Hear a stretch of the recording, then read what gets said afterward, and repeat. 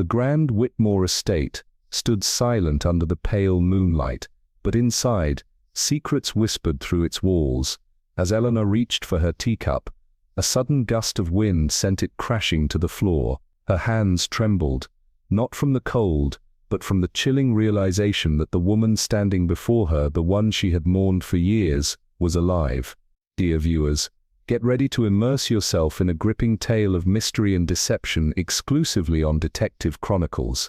Narrated by James Whitmore, this story will pull you into a web of secrets, lies, and chilling revelations. Make sure to subscribe so you don't miss a single twist. The Shadow of the Ace is a masterful blend of traditional detective fiction and psychological depth, reminiscent of the golden age of crime stories. Originally conceived in the late 1920s, an era where fascination with the unknown was at its peak, this tale intertwines elements of fate, human nature, and the eerie power of symbols. The Ace of Spades, a card long associated with doom, plays a sinister role in this chilling narrative. Combining an intricate plot with razor-sharp deduction, this story explores how buried secrets and unspoken fears shape the course of destiny. The Shadow of the Ace fate, I remarked, setting down my evening paper, is a far crueler storyteller than any novelist. The man seated across from me barely lifted his gaze, his fingers meticulously aligning a deck of cards. His precision was infuriating, every motion deliberate, every movement calculated. And what insight has your wandering mind uncovered this time, my dear Watson? He mused, a wry smile touching his lips. I ignored his sarcasm and tapped the article in front of me. You read about the tragedy at Blackwood Manor, he sighed, as though weary of my fascination with the sensational. The untimely death of Edgar Blackwood, the reclusive magnate found sprawled across his study, an ace of spades clutched in his lifeless hand. A curious incident, no doubt. Curious, I echoed, leaning forward. It's more than that. Picture the scene. A storm rages outside, the grand estate bathed in flickering candlelight. The Blackwood family, gathered in uneasy silence, each with a shadowed past, each with a reason to despise the old man. Then suddenly, the study doors burst open. A woman stands there, her gown torn, her trembling hands stained with blood. She utters a single word, murder, before collapsing to the floor. A glint of amusement flickered in his eyes. You paint quite the picture. But tell me, dear Watson, is this your own theatrical imagination at work, or merely the dramatic liberties of the evening press? The facts are undeniable, I insisted. The question remains, who placed the card in his hand, and why? He steepled his fingers, his expression darkening. Because, my friend, the Ace of Spades is not merely a card, it is a warning. Dear viewers, prepare yourselves for an extraordinary tale of mystery and deception, narrated by Jason Fraser, exclusively for the Detective Tales channel. Don't forget to subscribe. The Shadow of the Crimson Mask is a thrilling detective mystery inspired by the golden age of crime fiction, blending psychological depth with an intricate web of secrets and lies. This story takes us deep into the world of hidden identities, coded messages, and a murder that defies all logic. On a fog-drenched evening in London, a man stumbles into the lavish residence of Lord Harrington, his face pale, his clothes soaked in rain and streaked with blood. Clutched in his trembling hand is a playing card, the King of Hearts, its edges scorched as if seared by fire. Before collapsing to the ground, he utters a single chilling word, betrayal. Within moments he is dead. Enter Detective Alistair Graves, a man known for his razor-sharp intellect and an unsettling ability to read the darkest corners of the human soul. Called to the scene, he immediately recognizes the dead man as Victor Lorne, an infamous illusionist with a talent for deception. But what was he doing at Lord Harrington's estate, and why did he die in such a dramatic fashion? The case takes a perplexing turn when Graves discovers a cryptic note sewn into the dead man's sleeve. The past is watching. Midnight will reveal all. The handwriting belongs to Eleanor Vance, a celebrated actress who had vanished without a trace 5 years ago. Was she alive? If so, why had she resurfaced now, and what dark connection did she share with Victor Lorne? As Graves peels back layers of deception, he unearths a hidden world of secret societies, lost inheritances, and a decades-old crime buried beneath the facade of London's elite. Every lead pulls him deeper into a labyrinth of false identities and manipulated truths. The King of Hearts is no ordinary playing card. It is a symbol, a warning, and perhaps the key to unlocking the greatest illusion of all, the truth. But time is running out. Someone is watching Graves' every move, erasing clues before he can uncover them, and as the clock strikes midnight, a final terrifying revelation awaits, one that will shake the very foundation of everything he believes. Who killed Victor Lorne? What happened to Eleanor Vance? And what deadly secret hides beneath the mask of high society? Prepare for a tale of deception, betrayal, and deadly intrigue, where nothing is as it seems, and no one can be trusted. The air inside the grand chambers of Blackwood Manor was thick with tension. The flickering chandelier cast long, eerie shadows as the scent of expensive cigars and aged whiskey lingered. Inspector Rhys Lancaster stepped forward, his sharp gaze tracing the opulent yet unsettling scene before him. On the silk-draped chaise lounge lay the lifeless form of Celeste Moreau, the renowned ballerina, whose name had been whispered in scandalous circles. Her porcelain skin, now drained of life, contrasted with the deep crimson of the blood trickling from a fresh wound at the base of her skull. But it wasn't the death alone that sent a chill down Lancaster's spine. It was the peculiar way her fingers clutched a single playing card, the King of Spades, a symbol of power, of deception, of a killer who played by his own twisted rules. Standing in the dim light near the grand piano was Victor Montague, a man known for his charm, but feared for his secrets. His voice, usually smooth as silk, trembled ever so slightly. "Inspector, you have no idea what you've walked into." In the doorway, half hidden in shadow, a young prince with piercing dark eyes clenched his jaw. "She was afraid," he muttered, his fists tight at his sides. "She told me someone was watching her, hunting her." The inspector's eyes narrowed. Outside, the wind howled against the tall windows, rattling them like an omen. Somewhere in this house, hidden beneath layers of wealth and deception, lay a truth too dangerous to be revealed, and Lancaster knew, if he didn't uncover it soon, the killer would strike again. The storm raged outside, its howling winds rattling the grand stained glass windows of Ashworth Manor, a towering estate steeped in history and mystery.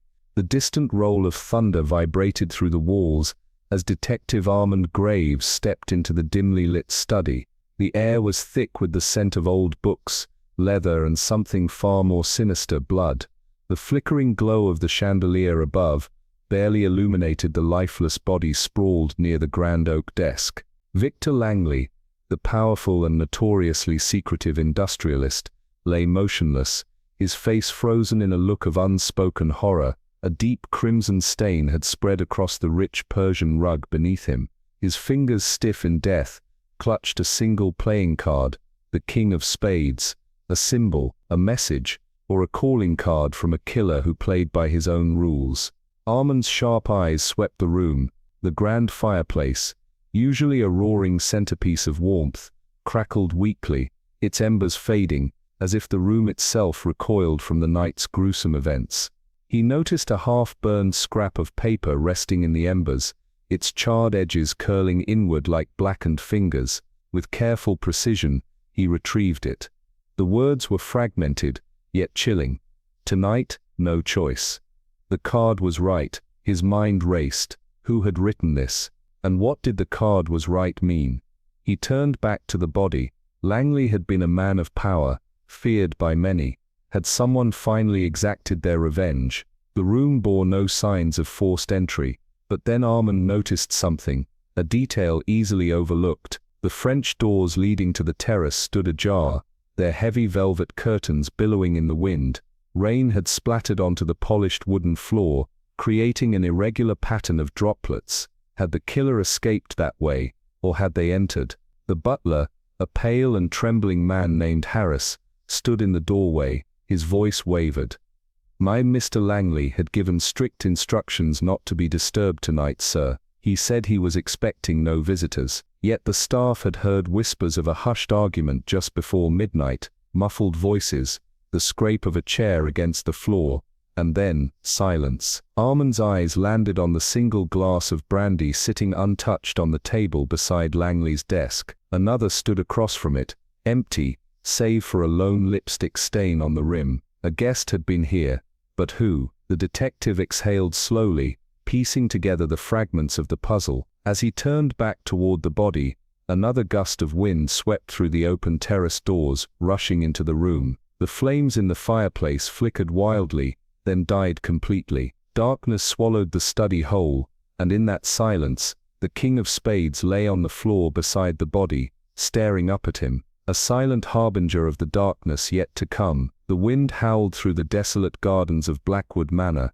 a looming relic of a bygone era. Heavy rain lashed against the towering stone walls, sending rivulets of water cascading down like silent tears. Inside the grand hall, an eerie stillness settled, a stark contrast to the storm raging beyond the massive arched windows. Detective Julian Mercer stood over the lifeless body sprawled across the cold marble floor, his sharp eyes narrowing as he examined the unnatural angle of the victim's limbs. Lord Edwin Harrington, a man of wealth and shadowy dealings, lay dead, his lifeless fingers curled around a single damning clue, a blood-stained Queen of Diamonds playing card. A grotesque gash marred his skull, a wound precise yet brutal. Julian's gaze flickered to the ornate stone bench nearby, its armrest sculpted into a snarling lion's head, its surface ominously slick. He stepped closer, tilting his head in contemplation. Had Harrington fallen backward,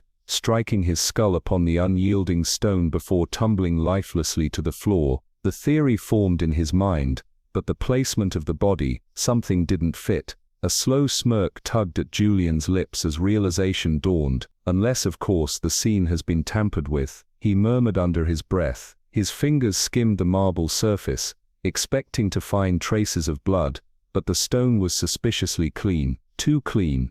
His suspicions deepened. Had someone wiped away the evidence, but why? To stage an accident, or to hide him? Beside him, Dr. Elias Farrow, a seasoned physician with a knowing gaze, let out a contemplative hum. Unlikely, he remarked, shaking his head. There would be no advantage in disguising an accident as murder.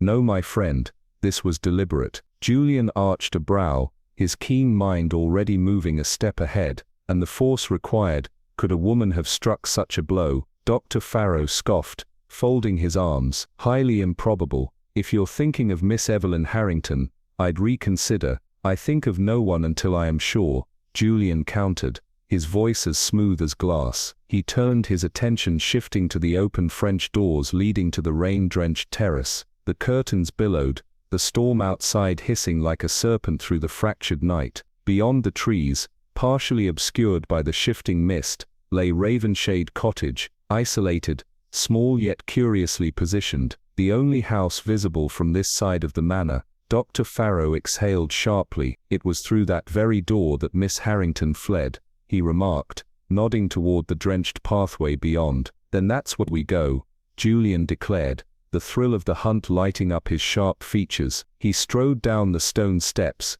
cutting through the shadowed garden, past an iron gate slick with rain, his mind a churning tempest of possibilities. Within minutes, they stood before Ravenshade Cottage, its modest walls hiding secrets of their own. A small flight of steps led to a French window, and Julian's sharp eye caught the faintest trace of muddy footprints on the wooden ledge. That is where she entered, he mused. But for them discretion was key. We'll take the front door. A hesitant maid ushered them inside, leading them into a drawing room frozen in time. The embers in the fireplace had long since cooled, and a bridge table stood in the center, its game abandoned, the cards strewn carelessly save for one, the Queen of Diamonds. Another card, another message. Was this the killer's signature, or a warning? Julian's sharp gaze traveled across the room, taking in the overcrowded collection of ornaments and family portraits, grim, unsmiling faces staring back at him from their gilded frames. He reached out,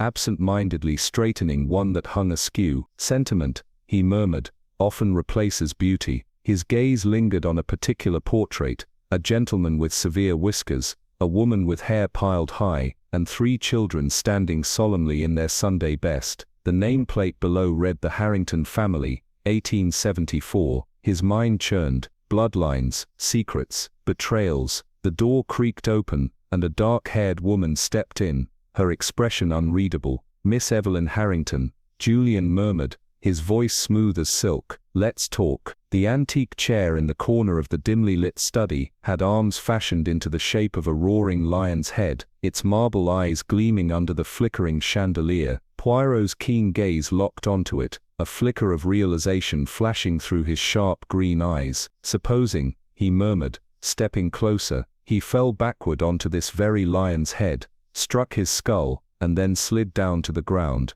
Would that not produce a wound of the nature you describe?" Dr. Ainsworth, standing with arms crossed, frowned.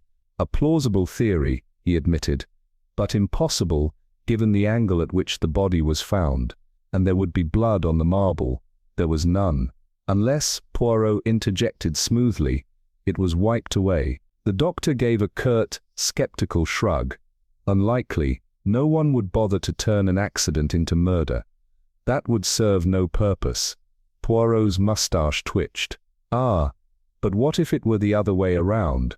A murder staged to appear as an accident?" He let the question hang before shifting gears. "Tell me, doctor, could the fatal blow have been delivered by a woman?" Dr. Ainsworth hesitated. "Highly improbable," he said at last. "The force required it would be difficult. You are thinking of Mademoiselle Lysandre St. Clair, no doubt." "I think of no one until I am sure," Poirot replied, his voice mild yet unreadable. He moved toward the open French window, peering into the moonlit garden beyond. The doctor followed his gaze. "It was through here that Mademoiselle St. Clair fled," he confirmed. "From this vantage, you can just glimpse Hawthorne Manor between the trees. There are nearer houses facing the main road, but that Daisy Mead is the only one visible from this side." Poirot nodded, eyes thoughtful. "Mercy, doctor. Come, Hastings, we shall retrace her steps." They left the study, stepping onto the damp grass outside. The iron gate creaked as they passed through, and the scent of wet earth and dying leaves filled the air. Beyond the winding path, Daisy Mead stood, a modest house, framed by unruly rose bushes and ivy-laced walls. A narrow flight of stone steps led up to a French window, its curtains drawn but slightly askew. Poirot gestured toward it. That was her entry point, but as we are not so pressed for time, we shall take the conventional route. A maid answered the front door, leading them into a parlor that seemed frozen in time. Ashes rested cold in the fireplace, and the bridge table at the room's center remained untouched. Cards scattered, a game abandoned mid-play. Family portraits, stern and unflattering, adorned the walls, their gazes unrelenting. Poirot, with a flick of his fingers, straightened one that hung a fraction off-center. "La famille," he murmured, "a bond stronger than beauty." Hastings stifled a chuckle, his attention drawn to an aged photograph, a mustached gentleman, a high-haired lady, and 3 children, 2 little girls wrapped in excessive ribbons. The door swung open. A young woman entered, her dark hair primly styled, her gaze reserved yet questioning. "Miss Oglander." Poirot greeted her with a courteous nod. "I regret disturbing you, particularly after such a harrowing night. It must have been quite distressing." She offered a polite, measured response. "It has been unsettling."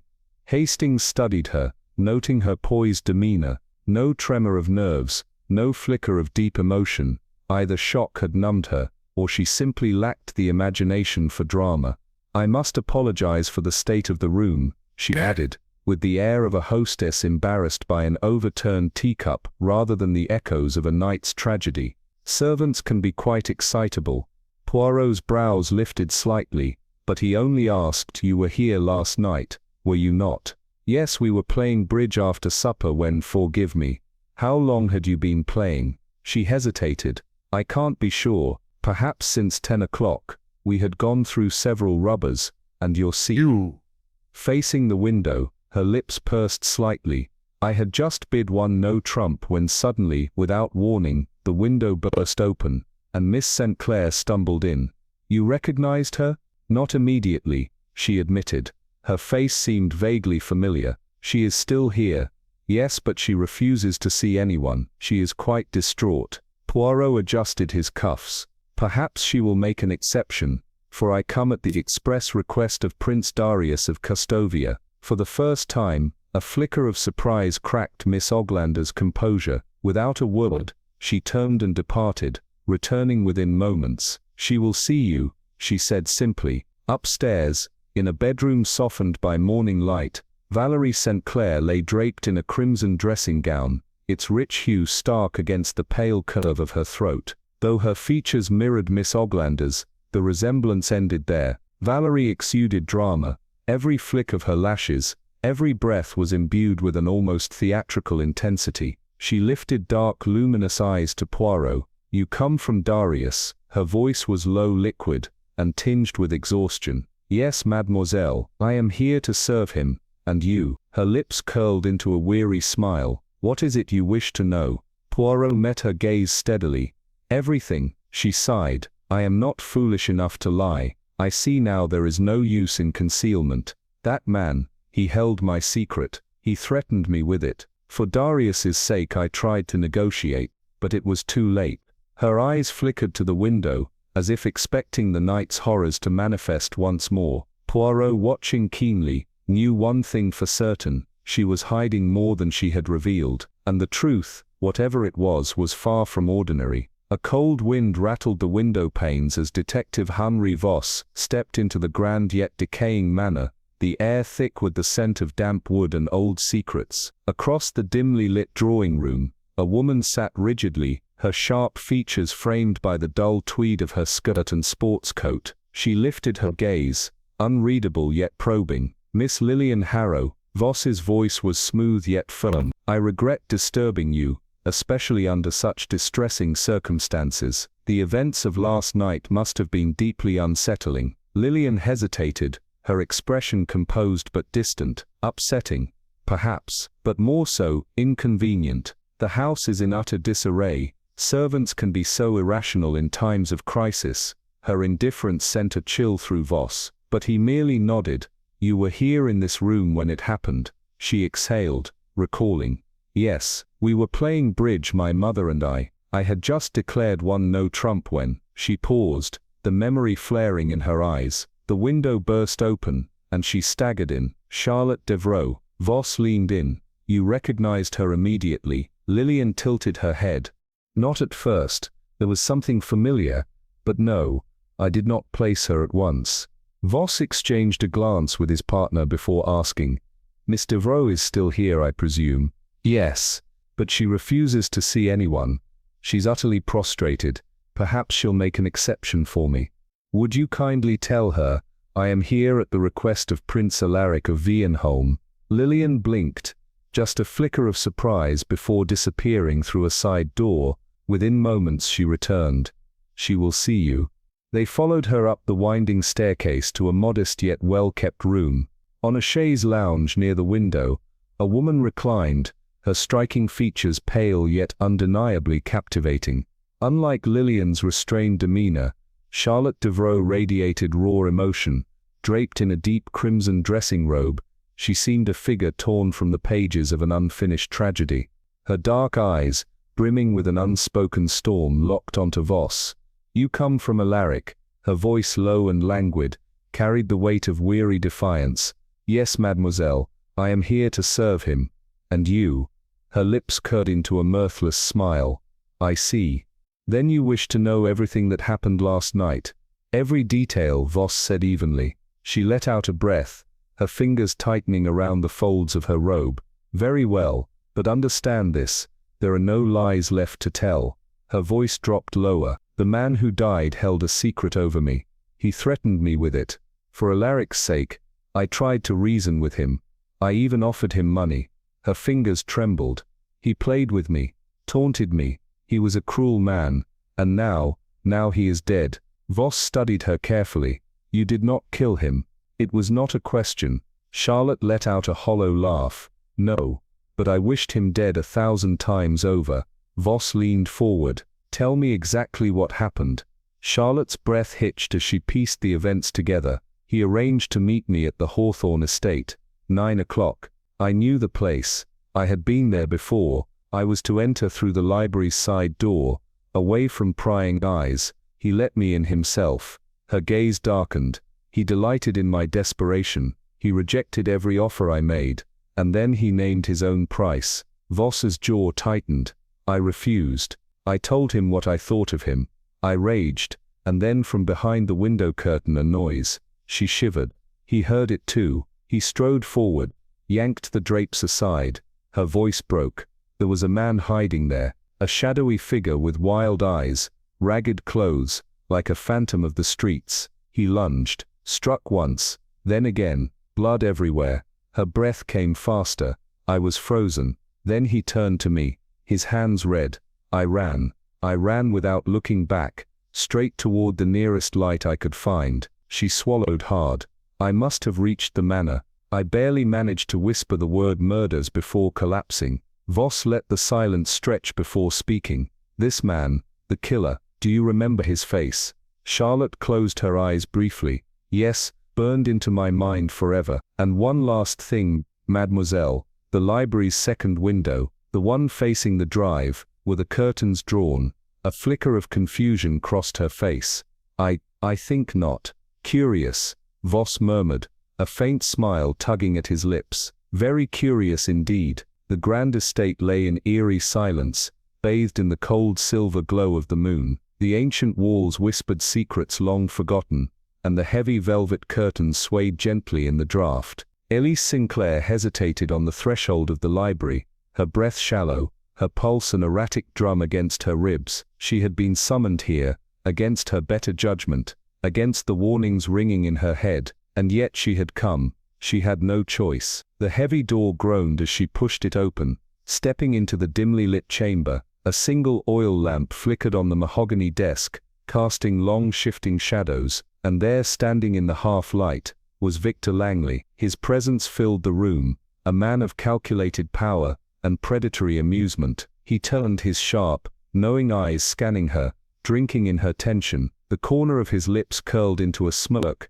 as he reached for his crystal glass, swirling the amber liquid before taking a slow sip. Elise, he murmured, savoring her unease. You came. I knew you would. Elise swallowed hard, clutching the folds of her shawl. You gave me no choice, she said, her voice barely above a whisper. Victor chuckled, setting his drink down with a quiet clink. We always have choices, he mused. It's just that some of them cost more than others. She felt the weight of his words settle over her like a noose. Please, she pleaded, forcing steel into her voice. I'll give you anything you want. The money, the estate, my jewel. Just let me walk away from this. Victor leaned forward, his fingers steepling. Oh, my dear Elise, you still don't understand, do you? This was never about money. His gaze drifted to the playing cards scattered across the desk, his fingers absently flipping the top one, the Queen of Hearts. He smiled darkly. This is about power,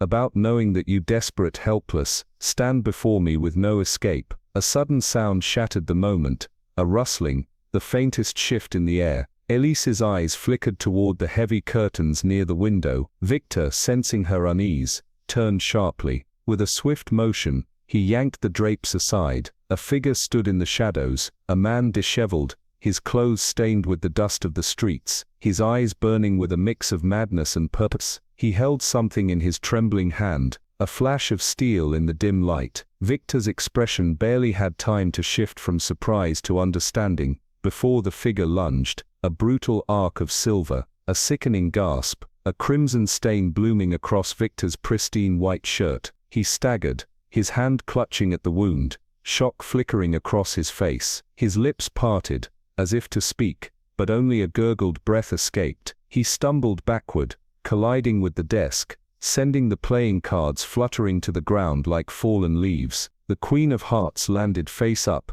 now streaked with red. Elise could not move, could not scream. Her mind screamed at her to run, but her feet remained frozen, cemented by horror. The attacker turned toward her, his fingers, still wrapped around the bloody blade, twitched. His eyes met hers, wild, desperate, unreadable. And in that moment, something inside Elise snapped. She bolted. Darting past the dying Victor, she lunged for the window, pushing through the heavy glass doors. The cold night air hit her like a slap, but she did not stop. She ran, blindly through the overgrown garden, her breath ragged, her heartbeat a frantic hammer against her ribs. Ahead through the maze of darkness, she saw it, the warm golden glow of the Oglander house, salvation, safety. She reached the front steps, her vision swimming, her lungs burning. She stumbled into the room, where familiar faces turned toward her in shock. She could feel the warmth of the fire, the smell of brandy in the air, the crackling of logs, all in stark contrast to the nightmare she had left behind. Her lips parted, but only a whisper escaped, murder, and then darkness swallowed her. Hercule Poirot sat with his fingers tented, his sharp eyes fixed on the trembling woman before him. His mind, a machine of relentless precision, pieced together the puzzle even as she spoke. Her words, her hesitation, the small details she omitted, they were as revealing as the ones she shared. At last he leaned forward. "Mademoiselle," he said softly, "the curtains in the library, the other window, the one facing the drive, were they drawn?" A flicker of hesitation, a moment of confusion. "No, I don't believe they were," Elise admitted. Poirot's gaze sharpened. A glint of something, triumph, realization. He reached for the deck of cards on the table, shuffling them idly between his fingers. Hastings, watching him, frowned. "What are you thinking?" Hastings asked. Poirot stacked the cards, his expression unreadable, and then suddenly he stiffened. His fingers froze. His sharp intake of breath was almost imperceptible. "The king of clubs," he murmured. "It is missing." Hastings frowned. "And that means—" Poirot's voice dropped to a whisper, his eyes gleaming with revelation. "It means, mon ami, that I have made a grave mistake. A very grave mistake indeed." He turned abruptly, already seeing the threads of the mystery realigning in his mind. "We must begin again," he said, and this time the truth would not escape him. As the heavy doors of Mondesier creaked shut behind us, Poirot's sharp gaze swept across the vast marble hallway, taking in every detail. A maid scrubbed the steps, her movements brisk, yet her eyes flickered with curiosity as we passed. Poirot stopped abruptly, turning towards her. "Mademoiselle, were you the one who cleaned the young lady's shoes upstairs?" She looked up, momentarily startled, before shaking her head. "No, sir, I don't believe they've been cleaned." Poirot's moustache twitched with intrigue. "Interesting," he murmured. I frowned. "Then who did?" But Poirot simply pressed on, a knowing gleam in his eyes. We made our way down the dimly lit road, the cool night air thick with the scent of damp earth. "Nobody cleaned them," Poirot finally answered, "because they did not need cleaning." I scoffed. "That's impossible. If she had walked through the long grass in the garden, her shoes would have been stained. Surely." Poirot nodded, his voice smooth, deliberate. "Yes, mon ami, they would have been stained, had she truly walked through that grass." A chill ran down my spine. What was he implying? With urgency we returned to Mondesier. The butler arched an eyebrow but said nothing. As he allowed us back into the grand library, Poirot made his way to the large window, only not the one overlooking the garden, but rather the one facing the carriage drive. "That's the wrong window, Poirot," I protested. "On the contrary, my friend." He pointed at the intricately carved marble lion's head near the ledge. A faint, discolored smear tainted its otherwise pristine surface. He shifted his finger slightly, revealing a similar stain on the polished wooden floor beneath. My breath caught. Good heavens, someone struck Reedburn between the eyes, sending him reeling backward against this very spot. Poirot nodded. He collapsed against the marble, then slid to the floor, and yet his body was found by the other window. I felt my pulse quicken. Then, someone dragged him. Poirot's lips curled into a small knowing smile. Exactly, after the fatal impact, the body was moved, positioned differently than where he fell. His voice dropped, laced with quiet intensity. "And that, Hastings, is the key to the identity of the culprit." I stared at him. "But why move the body at all? It makes no sense." Poirot steepled his fingers. "Oh, but it makes perfect sense. The repositioning was crucial. It served a purpose. And more importantly, the one who moved him never intended to kill Reedburn. That, my dear friend, changes everything." I swallowed. Then we aren't dealing with a murderer. Poirot's expression was unreadable, not in the conventional sense, but we are dealing with someone immensely strong. A shiver of realization coursed through me. Because they dragged the body. Poirot let out a small chuckle. Not just that. His eyes twinkled with amusement. I must admit, I nearly made an imbecile of myself with this case. I blinked. You mean it's solved? You know everything? Poirot gave a short nod. Yes, but a nagging thought struck me. No, Poirot, there's still one thing you haven't figured out. His brows lifted. Oh, and what is that? I crossed my arms triumphantly. You don't know where the missing king of clubs is. Poirot's chuckle deepened as he reached into his pocket, pulling out a single card with a flourish. Ah, mon ami, that is most amusing, because it has been here all along. My mouth fell open. Where did you find it? Simple, Poirot smirked. It was never missing, it was merely overlooked, in the very box of cards itself. The room seemed to darken as the implications settled.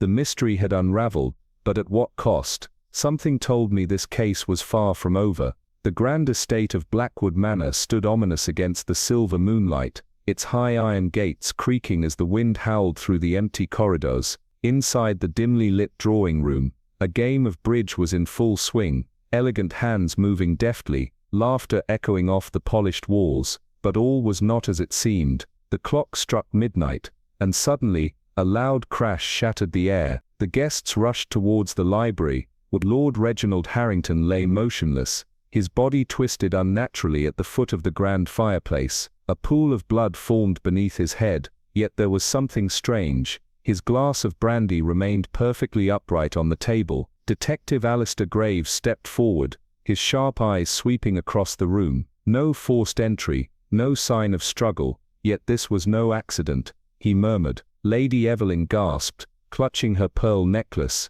But who could have done this? We were all here playing cards. Graves picked up the deck, his fingers pausing. A single card was missing, the king of spades. A knowing smirk played on his lips. Tell me, Lady Evelyn, he said smoothly, how does one play bridge with 51 cards? A tense silence followed. Then, just as the butler stepped forward to escort the shaken guests back to their rooms, Graves turned to him. One moment. Tell me, have Lord Harrington's shoes been cleaned? The butler blinked. His shoes, sir?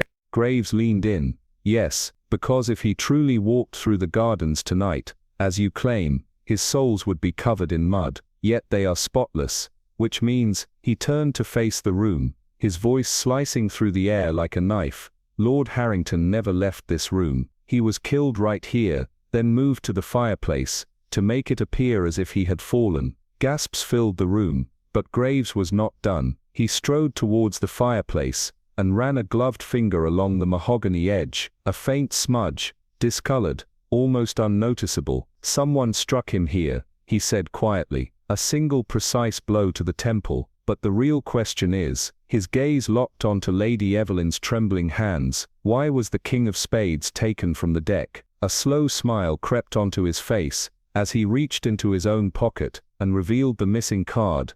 Because the killer needed a distraction. The room erupted in shocked whispers. Lady Evelyn's breath hitched. She knew, and so did Graves. Tell me, madame, he continued, his voice a deadly whisper, what else have you hidden? The storm outside raged on, casting flickering shadows against the walls of the grand but fading Whitmore estate. Detective Adrian Locke stood in the center of the dimly lit drawing room, his sharp gaze fixed on Eleanor Whitmore, the aging matriarch of the once prestigious family.